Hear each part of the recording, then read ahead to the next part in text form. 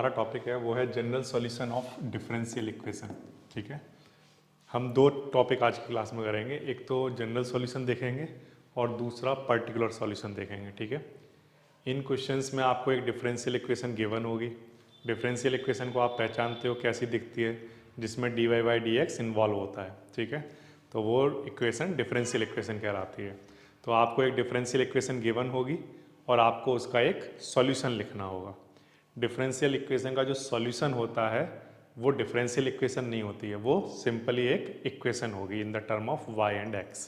ठीक है, तो जैसे हमने पिछली क्लासों में भी डिस्कस किया था कि अगर डिफरेंशियल इक्वेशन से इक्वेशन बनानी हो तो कैसे बनाते हैं, तो आंसर है इंटीग्रेशन करके। कैसे करके? इंटीग्रेशन। और इक्वेशन से अगर डिफरेंशियल इक्वेशन बनानी हो तो कैसे बनाते हैं? डेरिवेटिव करके। ठीक है, अभी फिलहाल ये हमें डिफरेंशियल इक्वेशन गिवन है और हमें क्या करना है, इसका सॉल्यूशन लिखना है। तो इसका सॉल्यूशन लिखने के लिए हम क्या करेंगे, इसका इंटीग्रेशन कराएंगे। लेकिन इंटीग्रेशन कराने से पहले हम x वाले सारे टर्म एक साइड करेंगे, बिना x वाले सारे टर्म एक साइड करेंगे। ठीक है, ये हमारा टारगेट रहेगा। तो यहाँ पर ये जो dy है इसको तो ऐसे ही लिखा रहने देता हूँ और 1 minus cos x upon 1 plus cos x के पास लेकर जाता हूँ किसको, dx को।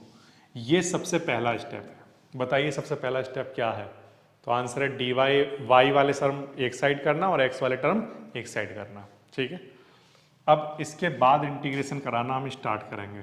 तो यहाँ पर लिखता हूँ integration taking integral both side. ठीक है, टेकिंग इंटीग्रल बोथ साइड। तो जब आप इंटीग्रल कराओगे तो देखो क्या होगा, integral of 1 minus cos x upon 1 plus cos x और साथ में क्या चल रहा है, dx। ठीक है, अब सिर्फ आपका ये टैलेंट बचा हुआ है कि आपको इंटीग्रेशन कितना अच्छा आता है। अगर आपको इंटीग्रेशन आता है तो इसके आगे का स्टेप हो जाएगा और हमारा आंसर आ गया। जैसे ये इंटीग्रेशन खत्म होगा हमारा आंसर आ जाएगा। ठीक है, अब ये डिपेंड करता है कि आपको इंटीग्रेशन आता है अच्छे से या नहीं आता। अगर आता है तो नेक्स्ट स्टेप होगा और आंसर आ गया, खत्म। ठीक है, इंटीग्रेशन इस वाले पार्ट का कराने के लिए 1 minus cos x upon 1 plus cos x अगर कहीं पर लिखा हो तो उसे हम ऐसे लिख सकते हैं, कॉस एक्स का फॉर्मूला लगा देंगे 1 minus 2 sine square X by 2 और नीचे 1 प्लस कॉस एक्स को हम लिख सकते हैं क्या, 2 cos square X by 2 minus 1। इससे क्या होगा, इस 1 से ये 1 कैंसिल हुआ होगा, इस 1 से ये 1 कैंसिल हुआ होगा, ये माइनस माइनस प्लस, फिर इस 2 से ये 2 कैंसिल हुआ होगा, तो क्या बच जाएगा, sine square X by 2 upon cos square X by 2 that is tan square X by 2। और टेन स्क्वायर एक्स बाय 2 को हम लोग क्या कहते हैं, sec square X by 2 minus 1। तो अगर कहीं पर ये क्वांटिटी लिखी हो और उसको सॉल्व किया जाए तो उसे ये लिखा जा सकता है। तो मैं वही कर रहा हूँ यहाँ पर, इंटीग्रेशन डी वाई इंटीग्रल, इस क्वांटिटी को लिख सकते हैं क्या, sec square X by 2 minus 1। ठीक है, इस तरह लिख लिया मैंने। अब इंटीग्रल से ये कैंसिल हो जाएगा, ये इंटीग्रल का सिंबल है, ये सॉरी ये एंटी डेरिवेटिव का सिंबल है, ये डेरिवेटिव का, तो ये कैंसिल हो जाएंगे, क्या बचेगा, y।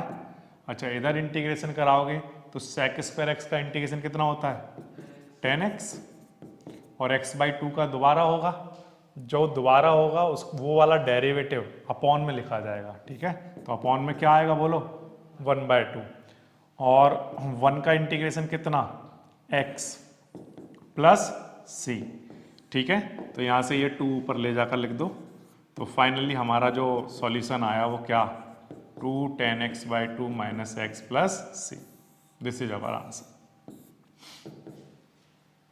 ठीक है, तो इस क्वेश्चन में मैंने आपको क्या बात समझाई है, तो आंसर है सिर्फ 2 ही स्टेप, जो अब सारे पूरे थ्रू आउट दिस एक्सरसाइज के लिए सब में केवल यही काम करना है। क्या, जब क्वेश्चन हमारे सामने आएगा तो सबसे पहले y वाले टर्म सारे एक साइड कर लो, x वाले टर्म एक साइड कर लो, पहला स्टेप। फिर दूसरा स्टेप क्या है, इंटीग्रेशन बोथ साइड। तीसरा स्टेप क्या है, इंटीग्रेशन कर देना और आंसर आ जाना। बस ये 3 स्टेप फॉलो होने हैं। पहला स्टेप करना आसान है, x वाले एक तरफ y वाले एक तरफ, कोई प्रॉब्लम नहीं। इंटीग्रेशन का सिंबल लगाना आसान है। फिर नेक्स्ट और फाइनल स्टेप जो है वही मेन स्टेप है, क्या करना, इंटीग्रेशन करना। अगर वो इंटीग्रेशन वाला पार्ट आपका अच्छा है तो आपका ये डिफरेंशियल इक्वेशन की एक्सरसाइज में कोई प्रॉब्लम नहीं आएगी, डिफरेंशियल इक्वेशन के जनरल सॉल्यूशन लिखने में कोई प्रॉब्लम नहीं आएगी। ठीक है, तो अगर अच्छा नहीं है तो पहले इंटीग्रल वाला चैप्टर पढ़ाया जाना चाहिए, फिर उसके बाद ये वाला। ठीक है, ये क्लियर हो गया कैसे किया मैंने ये। ठीक है, क्योंकि ये तो एक क्वेश्चन है जो मैंने आपको यहाँ करके दिखा दिया। ठीक है, मैंने करके दिखा दिया कि यहाँ पर cos x को क्या लिख सकते हैं, इस वाले cos x को क्या लिख सकते हैं, इसको ये लिख सकते हैं, फिर इसका इंटीग्रेशन कराना ये आसान हो गया। ठीक है, लेकिन ये तो एक क्वेश्चन है जो मैंने बोर्ड पर आपको करके दिखा दिया है। क्वेश्चन तो बहुत सारे होंगे, डिफरेंट होंगे, तो उसमें फेस तो आपको करना पड़ेगा ना इंटीग्रेशन, तो इसलिए सबसे ज़्यादा स्ट्रॉन्ग ये होना चाहिए आपका। ठीक है, क्यों, बाकी कुछ नया नहीं है इसमें समझाने के लिए।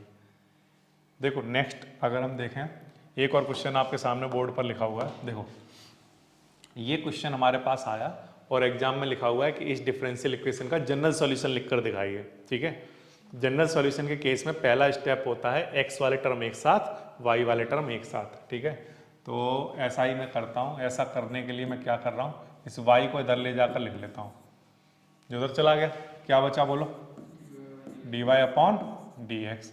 अब डी एक्स इधर ले आओ, ठीक है, और 1 माइनस वाई नीचे लेकर आ जाओ। अब हो गए ना सारे टर्म एक साथ, वाई वाले एक साथ, एक्स वाले एक साथ। तो ये वाला स्टेप भी एक वेरी इंपॉर्टेंट वाला स्टेप है। क्या करना है हमें, पहले वाई को इधर ले गए हम, ठीक है, फिर ये आ गया हमारे पास, फिर इसको इधर और वाई को इधर, तो वाई वाले और एक्स वाले टर्म सेपरेट हो चुके हैं। ये पहला स्टेप हो गया। पहले स्टेप के बाद नेक्स्ट स्टेप क्या होता है, इंटीग्रेशन बोथ साइड। ठीक है, टेकिंग इंटीग्रल बोथ साइड। ठीक है, करा दो integral 1 upon 1 minus y d y और इधर इंटीग्रल ऑफ डी एक्स। ठीक है, अब बच्चों x का तो इंटीग्रल आप जानते हो हमेशा से कितना होता है, ओ सॉरी 1 का इंटीग्रेशन कितना x, और इधर 1 अपॉन 1 माइनस वाई का कितना log 1 माइनस वाई, और 1 माइनस वाई का द्वारा हुआ होगा तो कितना आया होगा माइनस का 1, वो माइनस का 1 डिवाइड में आएगा, वो मैं यहाँ लिख दे रहा हूँ। ठीक है, और प्लस क्या चल रहा होगा c। ये आपका आंसर आ गया। ठीक है, अब इसमें अगर आप कुछ मॉडिफिकेशन करना चाहते हो अपने आंसर में तो कर सकते हो, नहीं करना चाहते हो अपना यही आप अपना फाइनल आंसर छोड़ के आ जाओगे। ठीक है, अगर आप ये देखना चाहते हो कि एनसीईआरटी की बुक में आंसर्स कैसे दिए हुए हैं इसके, तो उसके लिए आप ये कर सकते हो कि फॉर्मूला यूज करोगे। जैसे कहीं पर लिखा हुआ है, मान लीजिए log y इक्वल्स टू कितना x, तो y इक्वल्स टू क्या होता है e की पावर x। पता है कैसे, देखो y इक्वल्स टू मान लो कहीं पर e की पावर x लिखा हो, और अगर मैं बोथ साइड log ले लूँ तो बताओ क्या आ जाएगा, log y और log e की पावर x। अब log e से ये कैंसिल, क्या बचेगा x, और इधर क्या log y।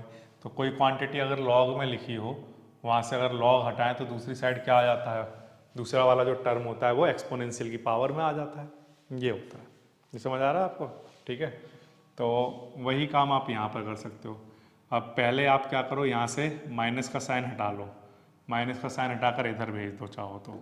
ठीक है, तो देखो ऐसा बन जाएगा log, या फिर ऐसा कर लो, ये वाला जो माइनस का साइन है ये ऊपर ले जा सकता हूँ, हाँ या ना बोलते जाओ, इसमें तो कोई प्रॉब्लम नहीं।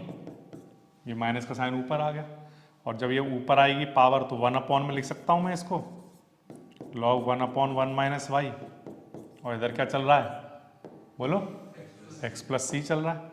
अब यहाँ से अगर मैं log हटाऊंगा तो 1 अपॉन 1 माइनस वाई किसके इक्वल आ जाएगा बोलो, e की पावर x प्लस सी के। ठीक है, अच्छा यहाँ से अब 1 माइनस वाई इधर लेकर आ जाओ, 1 माइनस वाई इधर लेकर आ जाओ, और 1 अपॉन क्या e की पावर x प्लस सी, है ना, और या y इधर लेकर चले जाओ, ऐसा कर लो, y को इधर लेकर आ जाओ और इस क्वांटिटी को इधर लेकर चले जाओ, 1 अपॉन e की पावर x प्लस सी। ठीक है, y ऐसे ही ठीक है, 1 माइनस ये इसको हम क्या लिख सकते हैं, देखो e की पावर x प्लस सी है ना, ऊपर जाएगा तो माइनस में आ जाएगी ये पावर, समझ आ रही बात, ठीक है। और y इक्वल्स टू 1 माइनस ई की पावर माइनस एक्स अलग कर लो, और बोलो e की पावर माइनस का c अलग कर लो, ठीक है। अब यहाँ से y ऐसे ही ठीक है, 1 भी ऐसे ही ठीक है, ये जो e की पावर माइनस c है और ये माइनस है ना, इस सब को हमने एक नाम दे दिया, कोई कांस्टेंट है, ये क्या है, कांस्टेंट, और साथ में क्या चल रहा है, e की power minus x.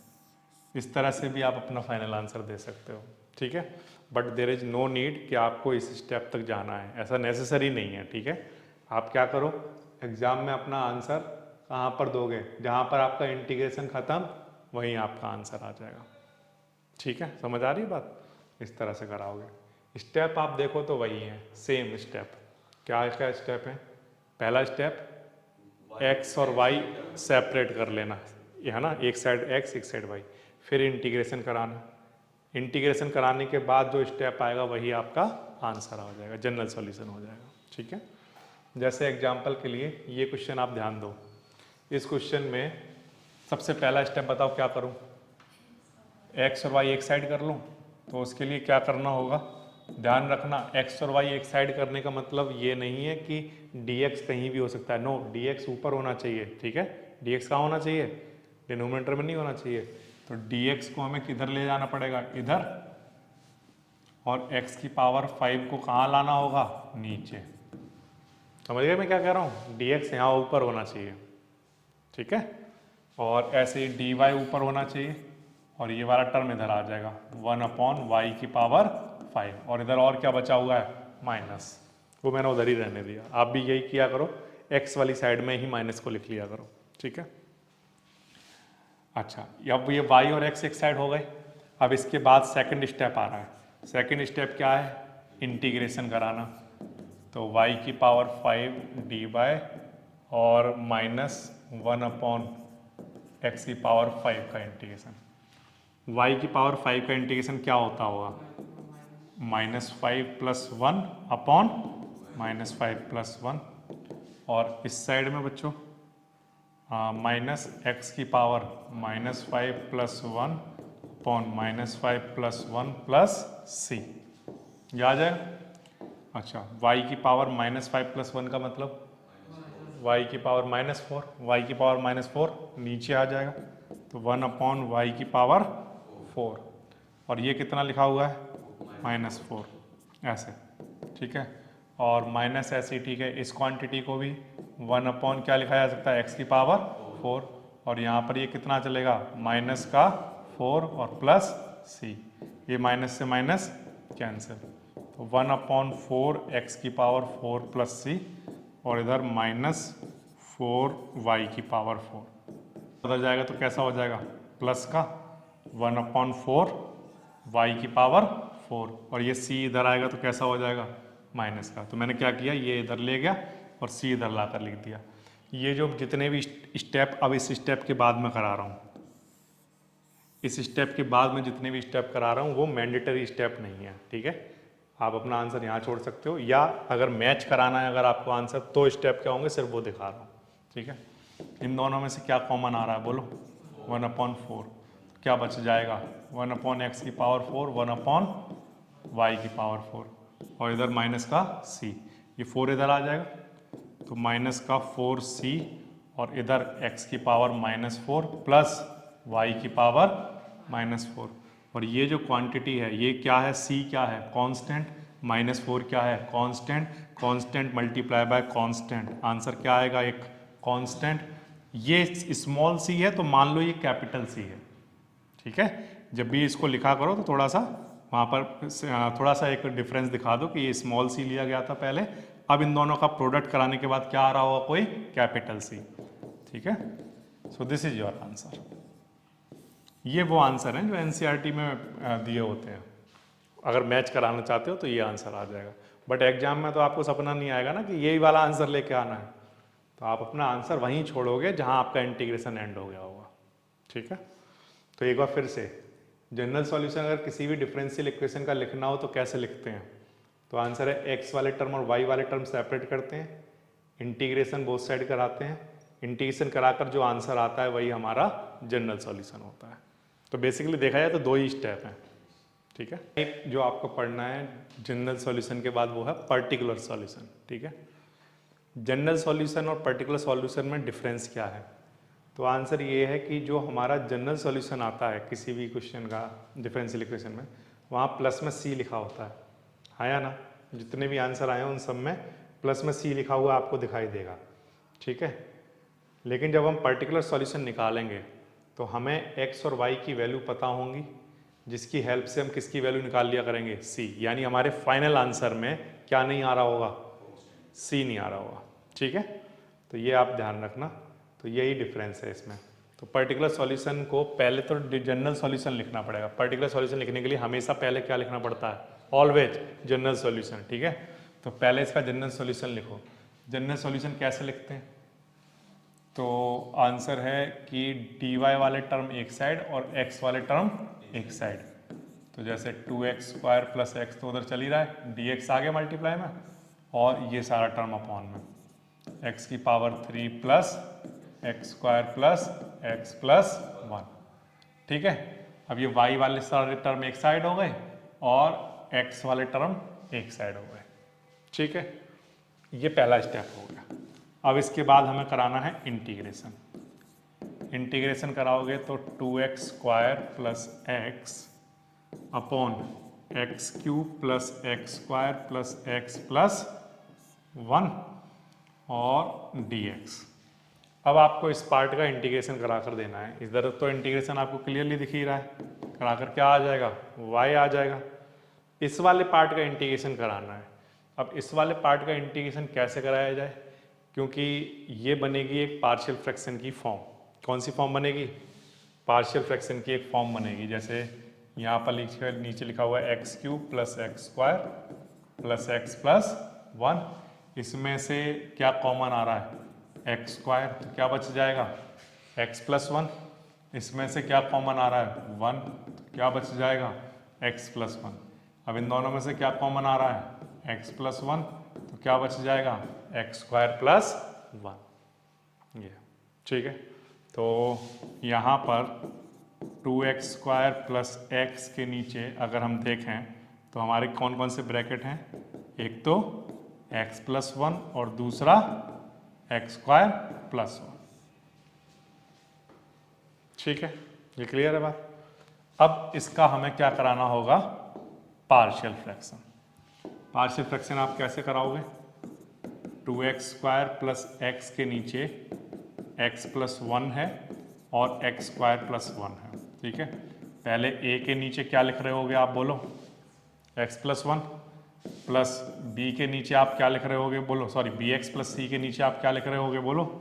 x² plus 1। अब जिसका पार्शियल फ्रैक्शन अच्छा है उसको पता होगा कि यहाँ क्या चल रहा है। जिसने पार्शियल फ्रैक्शन नहीं पढ़ा उसे नहीं पता चल रहा होगा यहाँ क्या चल रहा है, ठीक है। तो ये वाला जब भी आपको न्यूमरेटर डिनोमिनेटर दिखे तो सबसे पहले तो हम हमेशा सब्स्टिट्यूशन सोचते हैं।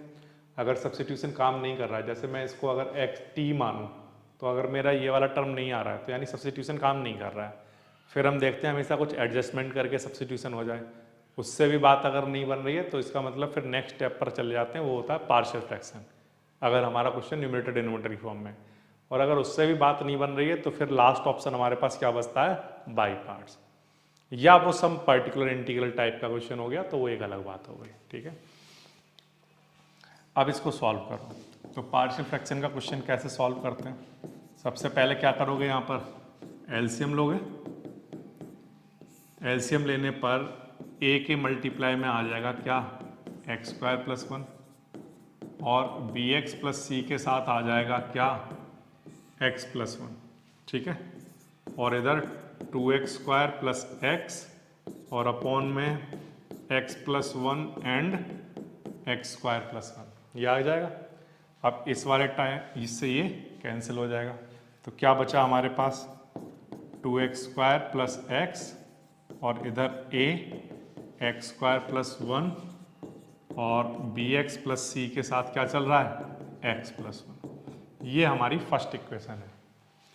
अब इस इक्वेशन को हम लोग सॉल्व करेंगे और सॉल्व करके किसकी वैल्यू निकालेंगे, ए बी और सी की वैल्यू। ठीक है, वो आप कैसे निकालोगे, देखो 2x² + x ऐसे ही, ठीक है, इस a का मल्टीप्लाई करा लो तो क्या आ जाएगा, ax² + a, इस x का मल्टीप्लाई कराओ bx² + cx, इस 1 का मल्टीप्लाई कराओ bx + c।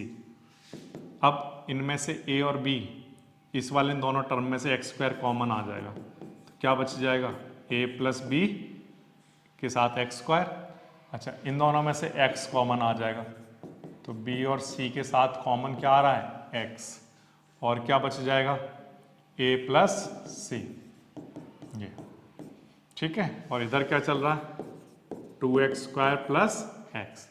अब आप कंपेयर कराओगे तो x का कोफिशिएंट इधर क्या है, a + b, और इधर क्या है 2, तो इससे एक इक्वेशन बन जाएगी कि a + b किसके इक्वल है, 2 के। ऐसे ही इधर x का कोफिशिएंट b + c है और इधर x का कोफिशिएंट कितना है, 1, तो ये एक इक्वेशन बन जाएगी। अच्छा, इधर x का कोफिशिएंट सॉरी इधर कांस्टेंट क्वांटिटी कितनी है, a + c, और इधर तो कांस्टेंट गिवन ही नहीं है तो ये किसके इक्वल हो जाएगा, 0 के। ठीक है, अब इसके बाद इन तीनों इक्वेशन को आपस में सॉल्व करो और a b c की वैल्यू निकल कर आ जाएंगी। तो कैसे सॉल्व करें, तो इसका आंसर ये है कि यहाँ पर a किसके इक्वल है, नेगेटिव ऑफ c के। ठीक है, a किसके इक्वल है, नेगेटिव ऑफ c के, और यहाँ से b किसके इक्वल है, 1 - c के। ठीक है, ये a और b की वैल्यू यहाँ पुट कर दो, a की जगह क्या, -c, और b की जगह क्या, 1 - c, क्या आ जाएगा इधर, 2। अच्छा, ये अब एक काम करो, ये माइनस का c और माइनस का c कितना, -2c, और ये 1 उधर जाकर माइनस हो गया तो कितना बचा, 1, तो c की वैल्यू कितनी आ जाएगी, -1/2। ये जो c की वैल्यू आई है वो यहाँ पर पुट कर दो, -1/2, तो a की वैल्यू कितनी आ जाएगी, 1/2, ये भी ठीक है। अच्छा, यहाँ पर अगेन c की वैल्यू यहाँ पुट कर दो, 1 - c की वैल्यू कितनी, -1/2, तो प्लस हो जाएगा, तो कितना बन जाएगा, 1 + 1/2 कितना, बोलो, 3/2। अब आपके पास a b c तीनों वैल्यू आ चुकी, a b c की तीनों वैल्यू आ जाने के बाद अब ये a b c की वैल्यू आप कहाँ पुट करोगे, इस इक्वेशन में। ये तो इक्वेशन आपकी सेकंड है, ये आपकी फर्स्ट इक्वेशन है। ठीक है, तो इसमें पुट करनी है आपको। तो बेसिकली आपको इंटीग्रेशन जो कराना था वो इस पार्ट का कराना था, और इस पार्ट को हम क्या लिख सकते हैं, दिस क्वांटिटी। ठीक है, इसमें से a b और c की वैल्यू भी हमें पता है, तो मैं यही कर रहा हूँ कि ये जो हमारा ओरिजिनल जो इंटीग्रेशन चल रहा था उस इंटीग्रेशन में वैल्यू पुट कर रहा हूँ। ओरिजिनल इंटीग्रेशन क्या चल रहा था हमारा, y = अंडर रूट में क्या, sorry integral of 2x² + x, और अपॉन में क्या चल रहा है, x + 1 एंड x² + 1 dx। ये इंटीग्रेशन हमारा चल रहा था। अब y ऐसे ही, ठीक है, इंटीग्रेशन, ये जो इंटीग्रेशन है ये किसके इक्वल है, a/x + 1 और bx + c/x² + 1, ऐसे ही तो है ये। ठीक है, तो अब हम एक काम करेंगे, a की वैल्यू पुट कर देंगे, a कितना है, 1/2, तो 1/2 और x + 1 हमने a की वैल्यू पुट कर दी, और प्लस b की वैल्यू पुट कर दो, b कितना है, 3/2x, और c की वैल्यू कितनी है, -1/2, और अपॉन में क्या चल रहा है बोलो, x² + 1, और इस सब के साथ अभी भी क्या चल रहा है, dx।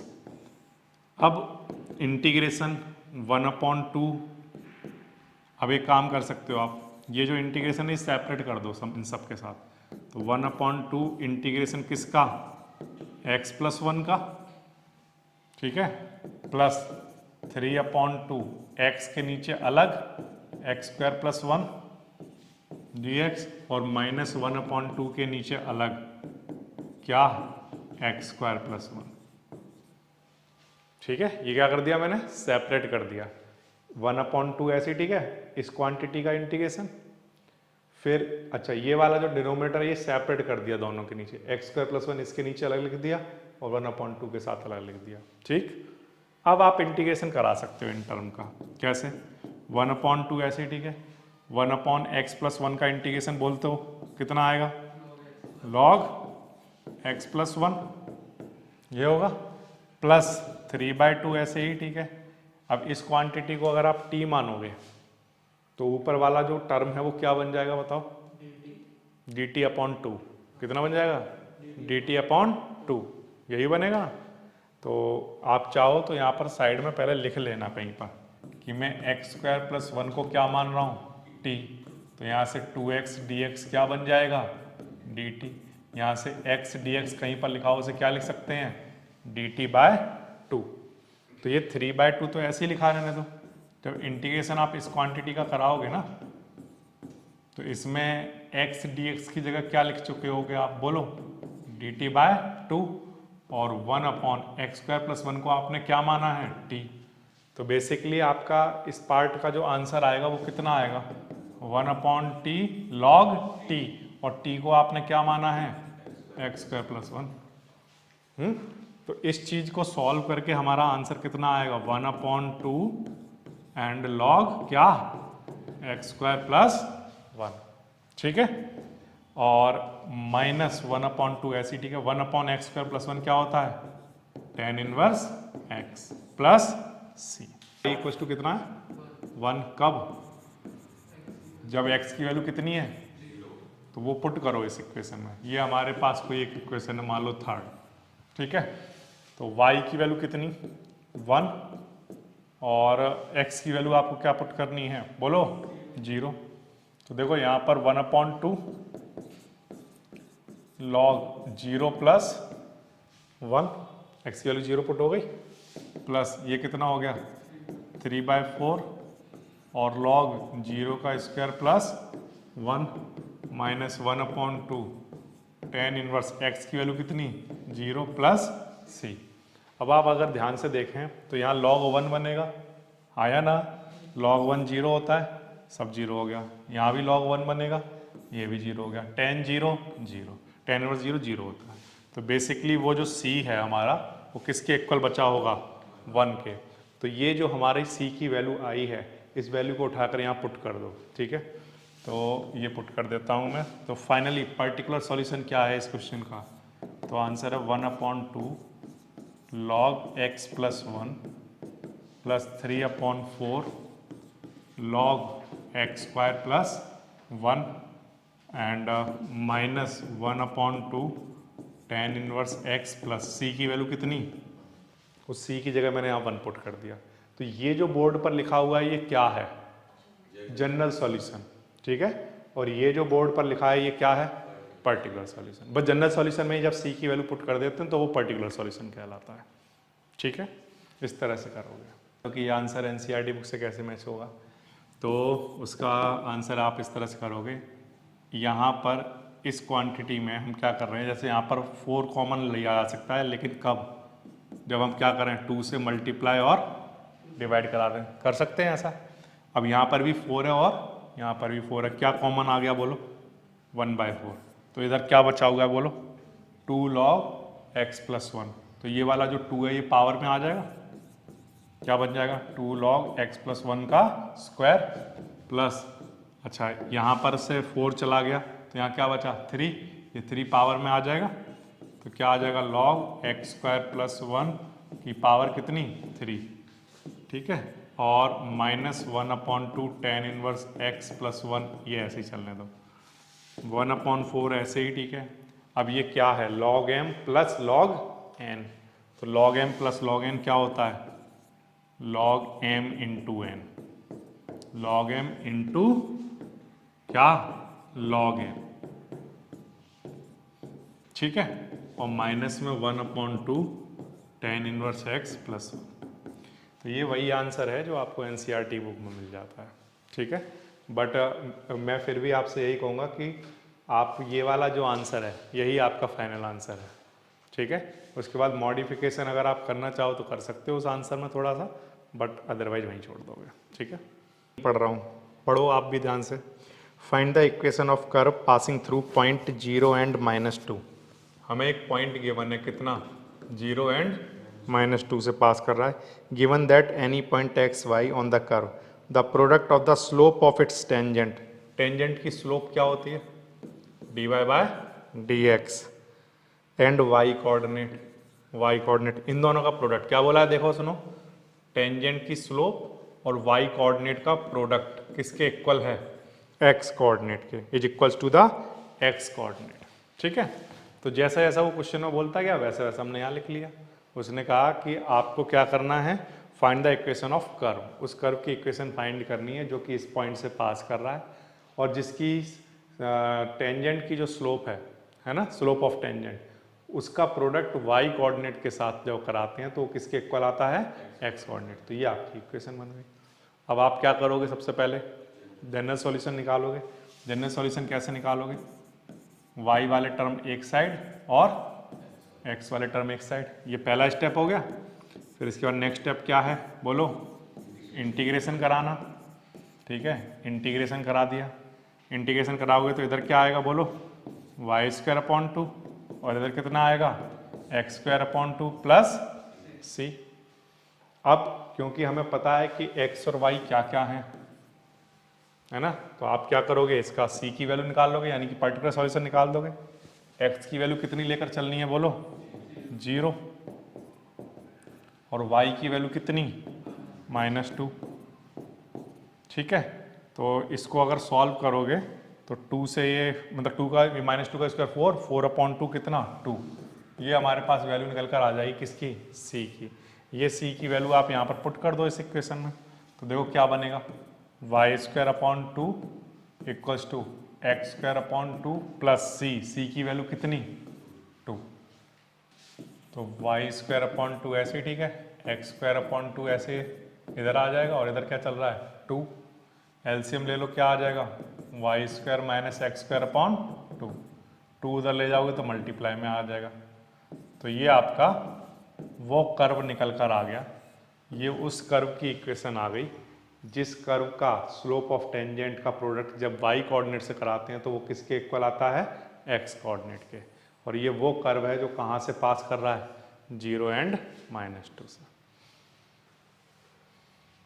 ठीक है, तो इस तरह से आप वर्ड प्रॉब्लम पढ़ोगे, उनसे इक्वेशन लिख लोगे और फिर वो बहुत ही आसान से आपको इंटीग्रेशन देगा, ऐसा नहीं बहुत टफ। जितनी वर्ड प्रॉब्लम उनमें थोड़ा आसान वाला ही दे रखी है।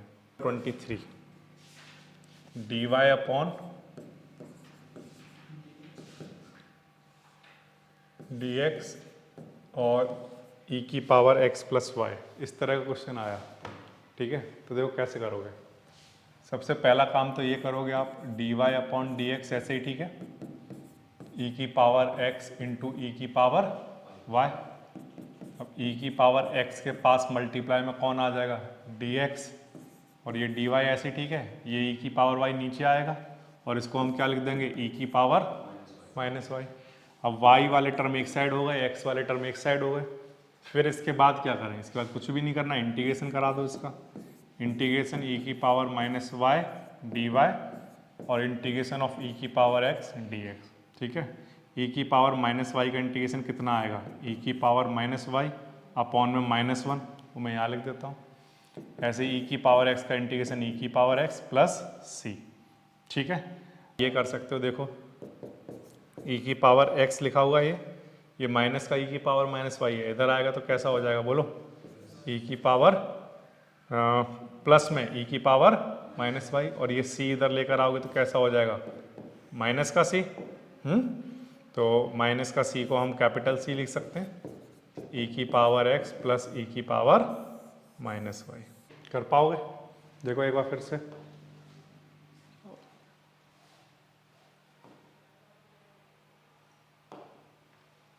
सबसे पहले क्या किया, e की पावर x और e की पावर y सेपरेट कर लिया, फिर y को नीचे लेकर आओगे, फिर ऊपर ले जाकर लिख दिया। ठीक है, ये x और y एक सेपरेट हो गए, इंटीग्रेशन कराओगे तो e की पावर y का, e की पावर -y का e की पावर -y, और फिर -y का दोबारा होगा तो -1 आ जाएगा आगे। ठीक है, फाइनल जब आंसर मैंने लिखा है ना, तो मैंने किया क्या है, ये माइनस का था टर्म, इधर गया तो प्लस का आ गया। अब ये वाला c मैं इधर लेकर आऊँगा तो माइनस का, अब माइनस का -1 है ये, बेसिकली -1 का मल्टीप्लाई c से कराएंगे कांस्टेंट से, तो आंसर क्या आएगा, कांस्टेंट ही आएगा। ये आपका फाइनल आंसर बन जाएगा और ये ए ऑप्शन है जो आपका करेक्ट है। कोई भी सपना साकार करने के लिए सबसे जरूरी है सही कोच का होना। चुनिए जीएस क्लासेस को और करें अपने बोर्ड एंड JEE का सपना साकार। Download the app now.